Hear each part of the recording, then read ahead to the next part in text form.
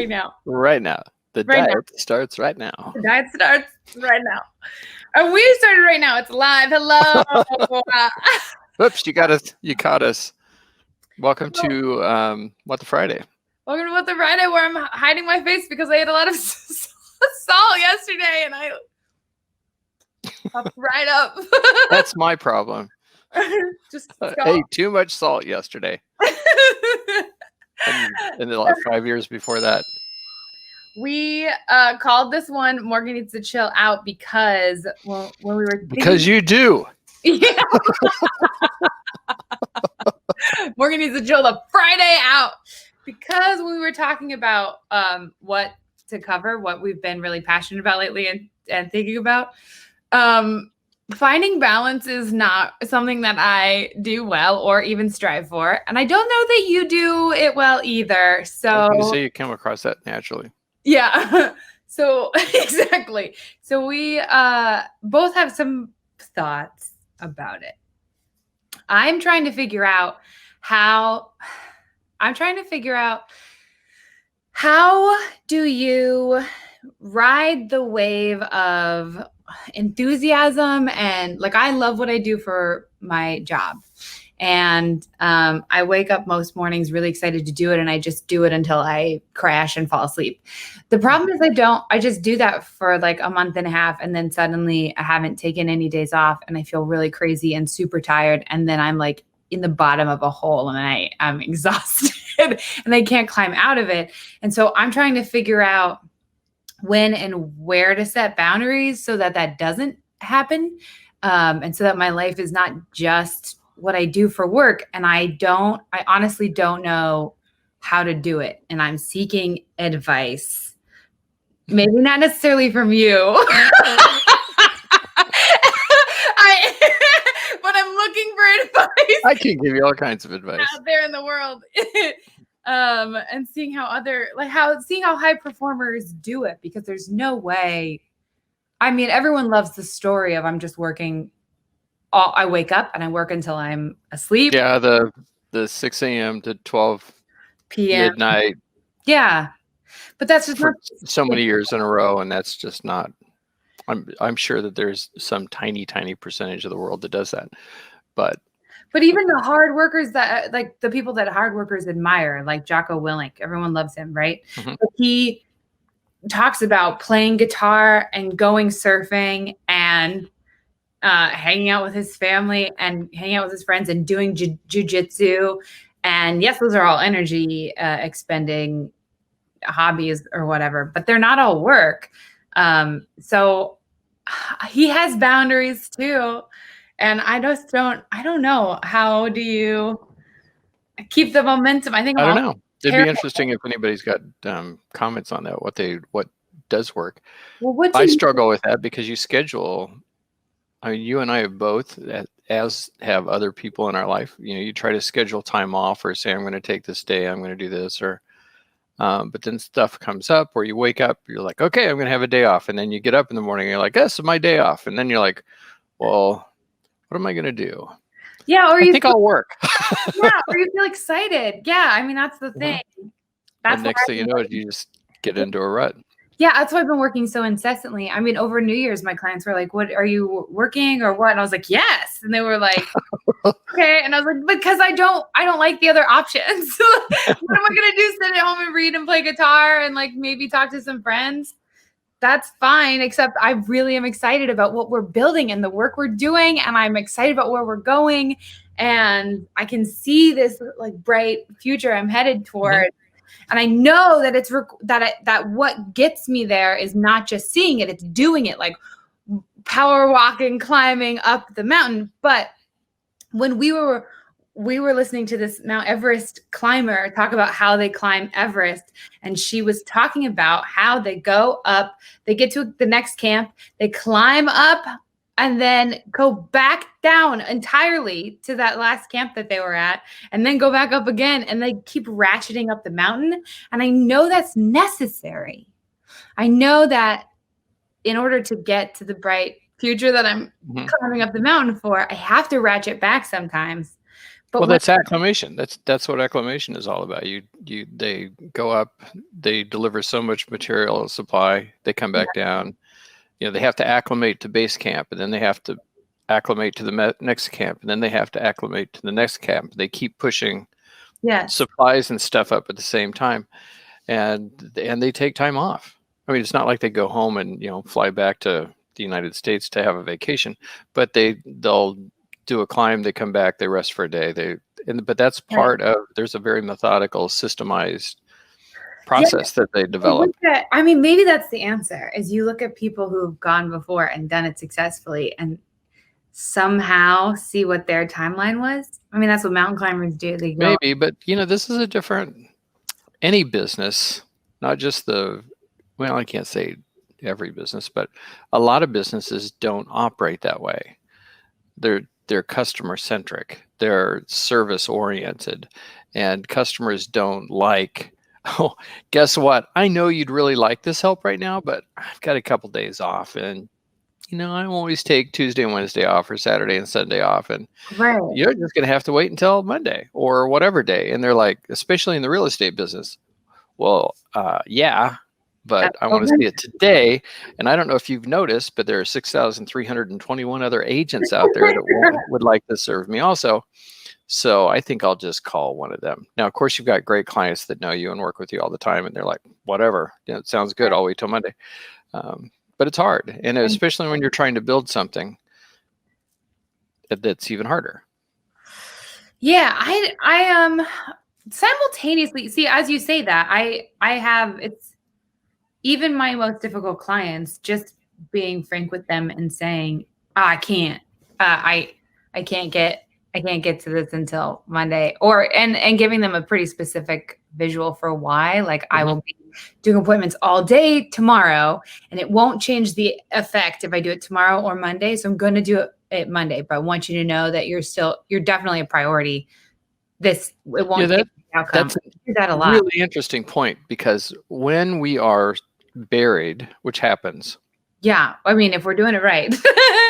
When you're buried and you've got, let's say that Monday, Tuesday, and Wednesday are booked. You're starting showings at 9 o'clock in the morning. You're going to finish up about 7 or 8 o'clock at night each day. Yeah. And you know that when you do those showings, or you have showings on your listings, you've got work to do that is part of that.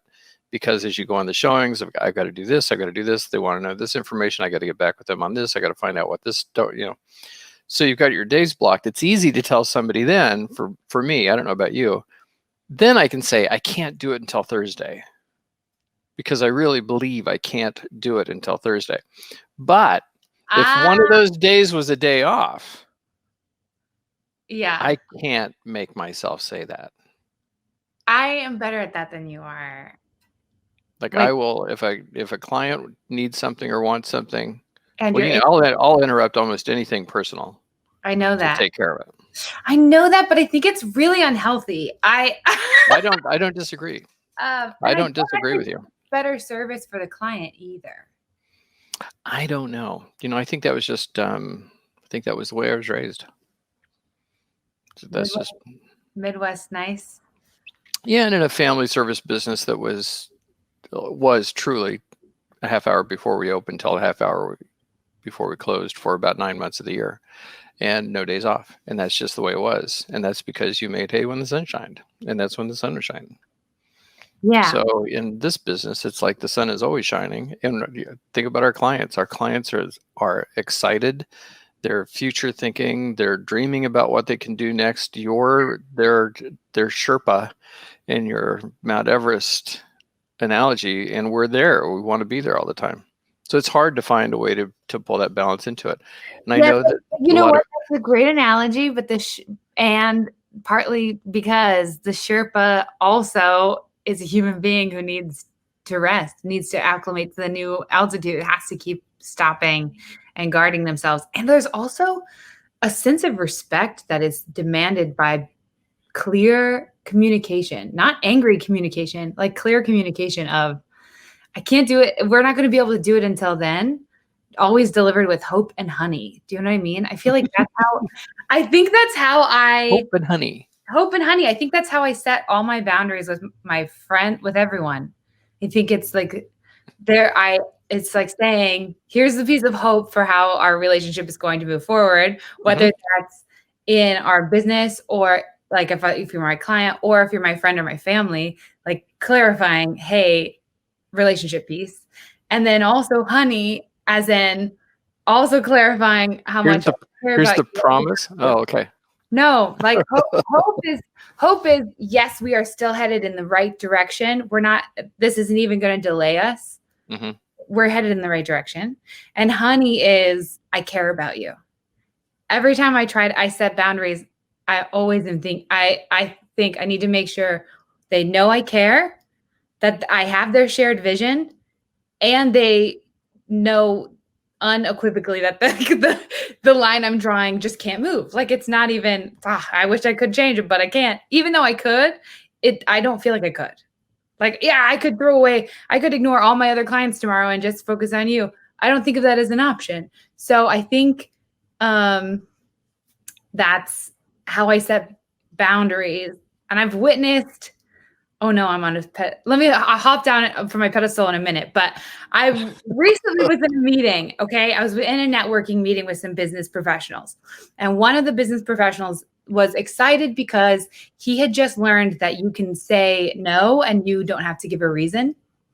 And he was like really proud of understanding that.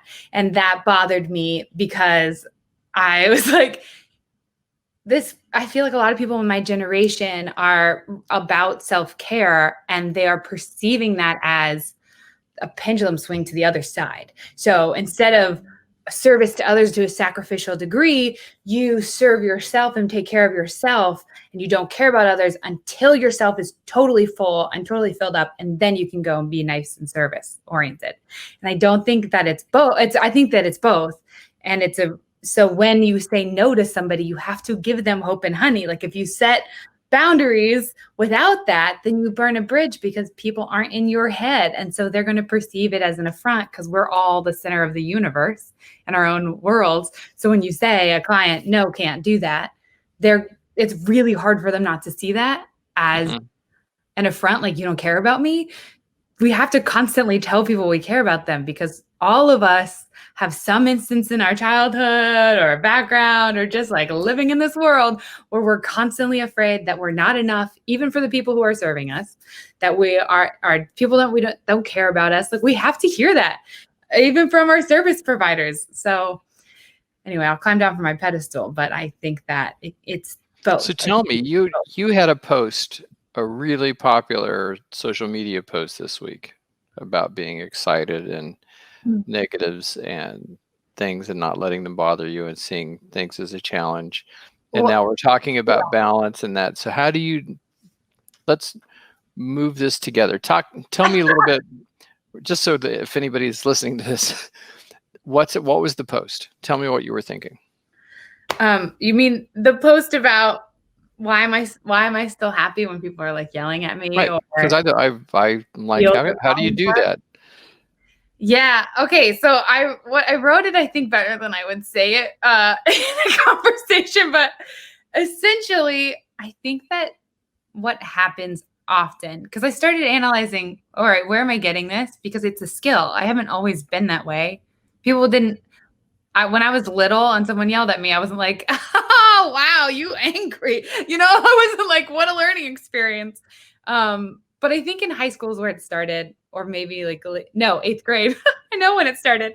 But I started going, oh, every interaction is a study for the next one. So when somebody's angry with me, the reason I walk away so happy or I get off the phone, I'm like, interesting, is because it's another experience. Like it's another, okay, now I've gotten to experience that version of somebody being angry and having a problem. And I got to try to diffuse it, to calm them down, to solve the problem, to take them through the issues. And the most interesting thing to me is human emotions, because they are so weird. They are not rational. They're never for the reason we say they are. Never, like almost 0% of the time, if somebody's mad and you say, what are you upset about? Even when they think they know, they tend to not know. So it's like the most interesting mystery in the world. So when somebody is angry at me or the deal is falling apart and they're saying it's for whatever reason they're saying it for, it's really this mystery novel that we are trying to figure out the ending to or I am trying to figure out the ending to with these people. And I'm like, okay, hold on. If we let whatever is distracting you now get in the way of the goal of you closing this deal or you putting your house on the market or whatever the thing is, I've totally failed you because we were supposed to figure out this mystery together and get you to the end goal. But, and it's okay for you as the person I'm talking to have your emotions be clouding your judgment. That's not your job isn't getting through those. I need to help. That's my job. Like my job is going, hold on. What's your motive? What's your true motive? I will ask you and I will know that what you tell me is a lie on accident or on purpose. and it's such a fascinating mystery. So every time it's with a person, it's this like beautiful mystery to have to figure out with them as a team. And every time it's a challenge with a deal, it's the same thing. It's like, okay, I've never had to deal with this exactly before. And if I do this now, whether I fail or I succeed, I will have learned. If I try to pull this deal back together and it doesn't work, then the hundreds of hours I just put in still don't feel like a waste to me because I learned so much through every time I tried to fix it and it didn't work. Okay, that doesn't work. And that's and it's all nuanced too. Like how did each member of that deal play into the part? And it's just like this never ending mystery to learn from. And I have a dream of finding out what potential I can reach just as a human, like not, can I become the president or whatever the pinnacle is? I'm not sure that's the pinnacle, but it's like my own potential. Like how much can I understand other people and myself and business and the way the world works? And there's so much unending mystery to every part of it. So that's what my post was. And I wrote it better than I said it, but. And shorter. Oh, you should have responded, Dad. At any point, I would have stopped. I was just like, "It's quiet. I'll keep talking." Oh, it was a good thing. I thought that was well said. So, but it's hard to do all that. And like your emails. Yeah.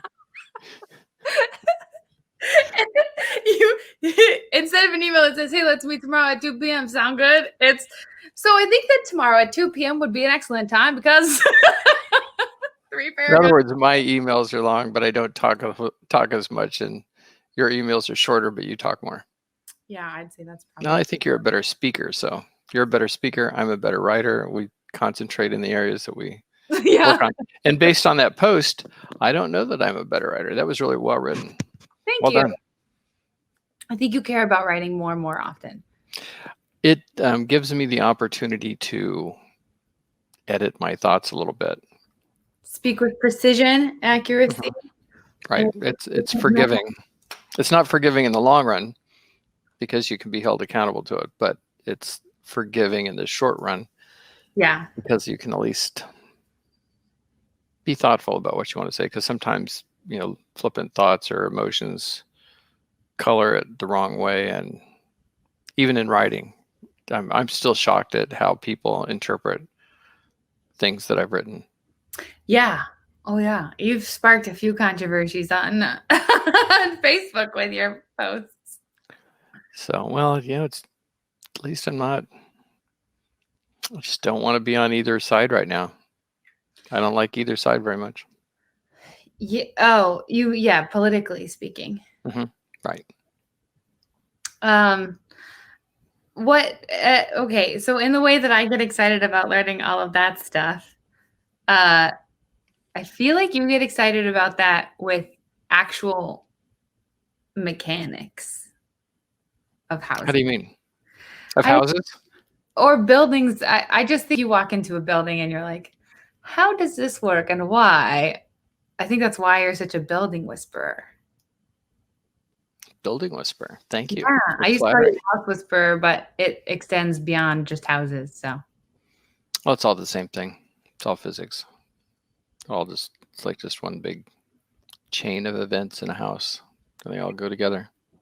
yeah, well, see, to me, all the stuff that I just ranted about with people and being so curious about people seems so innate, and like everybody would have that curiosity. But I don't light up the way you do when trying to figure out how the plumbing and electric work in a building. I don't walk into a mechanical room and have the face you have when you walk into a mechanical room. We walk into a nicely organized, with all the pipes and everything looking good. And you're like, oh my God, wow. I love. I know. I do, especially, not to make it sound bad, but especially you're in a 8,000 square foot or a 10,000 square foot home. Obviously a wonderful home to start with, and they've been able to afford to have a master plumber plumb their heating and cooling system, and everything's right in line. You can see the feed manifold, you can see all the thermostats, you can go 1, 2, 3, 4, 5, 6, 7, 8, 9, 10 zones, and it works this way, and it's out that it's just wonderful, because you could walk into that house and have somebody not tell you anything and walk down there and go, that's to the bedroom, that's to this area, that's to this area. That is awesome. Yeah, I know. And then when my daughter shows up and says, hey, my hot water isn't working, it's like, no problem. Fix that right now. That'll be easy. Or how come there's no heat over here? I want to be that person. And in theory, we got to get through the toilet stopper thing first. Once we get that down pat. I already did that. I already fixed it. I read the little box, and I restarted my. Is it working? My water heater. Yeah. Cool. Did you change the chain? Yeah, I did. It's See, we're making progress. Not perfect. You hold it down for a few seconds, but it would not take me very long to fix it, and I know that, and at least I have the knowledge. Yeah, and somebody you can text or call or FaceTime. Yeah, but you won't do it for my stopper because you were like, that's too easy. I'm not doing it. It's like you're just going to have to take the lid off the back of that toilet and figure that one out. You can figure that out. Home repair 101. You're getting there. And you did let your pilot light, so now you know how that works. That's true. And I have a new hot water heater because that was such a temporary fix. Mm-hmm. Yeah, I think it's probably the number of things going on there. Old water heater and a bad gas valve. Do you have anything you'd like to say to people? No, this is actually not turned into very much of a blog post. I think we should probably edit some of this out. I know. So, we'll have the master Caesar only keep the good. That's right, Caesar. If anybody actually watch this, thank you. Yeah. Assuming that we can edit out some of this crappy stuff that we just went through. Yeah, we can. We got all the power in the world. That's right. We can do it. We'll delete this. I just hit the live notification. Sorry. Oh God. Yeah, we were going to do this live, weren't we? We are doing it live. Well, I mean, on Instagram Live. We have our new studio. Crap, again. We're going over there as soon as we're done here. We're going to be moving some stuff in. I think we'll be in pretty soon. Make some decisions on paint and how we're going to do some decorating. That'll be really cool. And it is, we're almost through January, which means we've just got about a month and a half left of real winter. Really happy to be through that and looking forward to summer. Going to take a little trip next week. That'll be nice, doing something a little different. So life is good. Yeah, we should, not like... We are only Dad is taking a trip next week. Just me. It's business related. It is business related. It requires his physical presence. So he's not just like, screw COVID, I'm going wherever I want, whenever I want. So it did sound like that. It probably did sound like it. A little bit, but just clarifying. No, I'll come home. Fine. It'll be fun. Okay. I like to work. It's fun. Fun to meet new people, fun to do new things. You like to work, but you also like to be by the water, and that's healthy.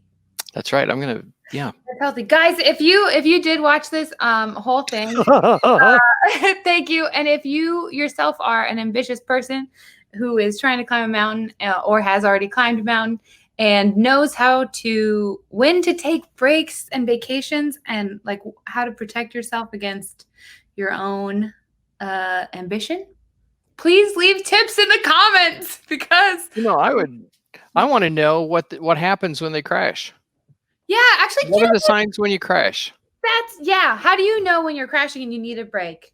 And are there tells just beforehand? Because Morgan's big tell was at a meeting that we had earlier in the week that she was just the others of us, without getting into any details, the other of us were not taking the meeting as seriously as we should have. And Morgan was taking it like to level 10 serious on the other hand. So we were just irritating the hell out of her. I was infuriated. I was very frustrated because I had gone into it being like, we have this 90 minutes to get this done. We're going to work separately in the same room, but I kept using the words together, which confused Dad. And we will get work done. And then all you guys were doing is like chatting, and I felt like a very poor communicator. And you know why? Because I learned how to lead. You were the bottom line is you were sucking fumes and you didn't have anything left, and that was the tail end, and you were hell-bent for election to accomplish what you wanted to, and you had no gas left, and you were just pushing on that gas pedal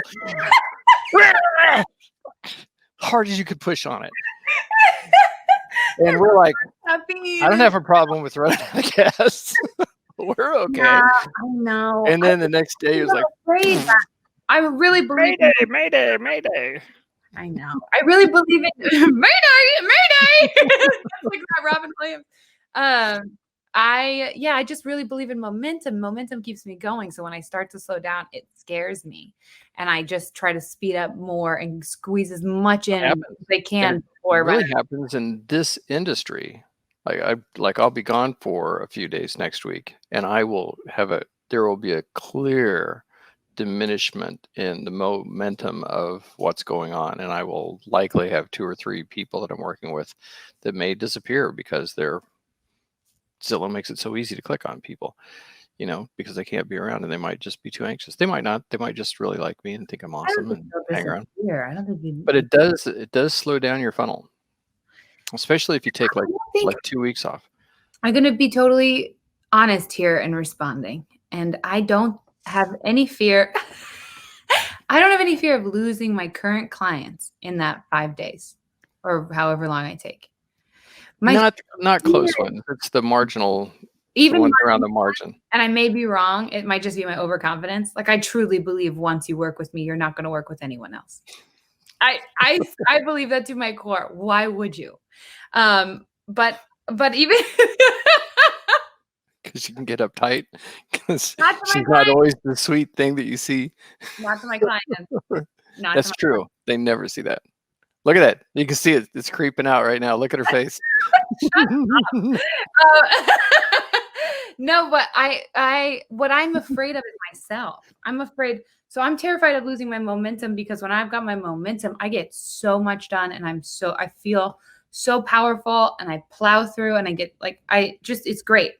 And then when my momentum starts to slow down, I am afraid. It's this fear that that will never come back. So I'm trying to get over that. If I take a day off, is that going to break my momentum? And it'll take me how many days to get back? How many days to get back to my top performance? So I'm not afraid of losing my clients. I'm afraid of losing my own, like, the best version of me. Interesting. That's what my fear is. Okay. That's fair. I mean, well said. Well, we would love to hear from everybody. Yeah. Share your thoughts. Bring it on. This was just Morgan ranting. Comment. What we called this Morgan Needs to Chill the Friday Out, and I feel like we've really proven that that's true. Was not the plan, I'm sure, but we've got no solutions to but you know what? You're bouncing back. The last couple of days have been a little I had 2 days, a little overwhelming for you, so last 2 days needed a couple days off. Were not great. Not great. I was definitely not at my prime.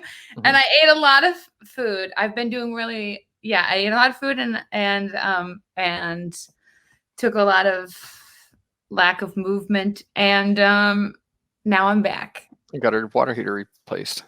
I got my water heater replaced. So, but I think All once right. you're back in it, I got a text from you at 5 or 6 o'clock this morning. It's like, I'm back. Yeah, I was like, I cannot rest anymore.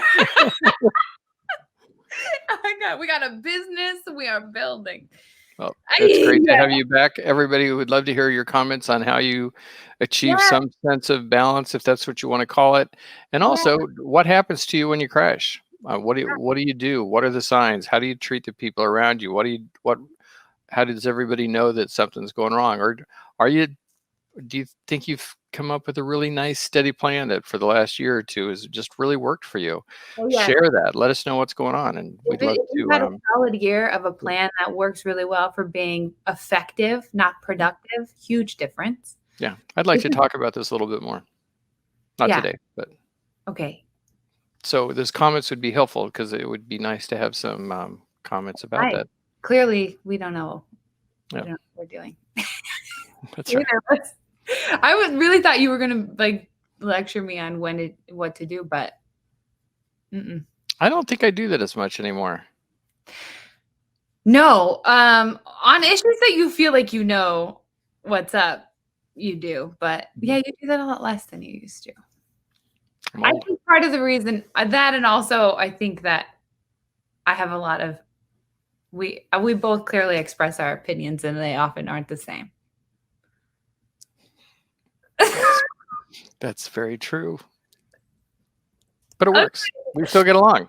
Yes, we do. I like that. Go move some stuff together at our new studio. That's right. That's going to be next. Too bad everybody can't join us. If you'd like to, come over to my house right now. Yes, please help us. Don't, because we don't really have that much to do. So we'd like to make it a big deal, but it's really not.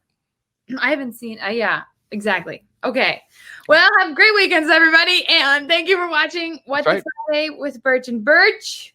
Shake and bake. Shake and bake.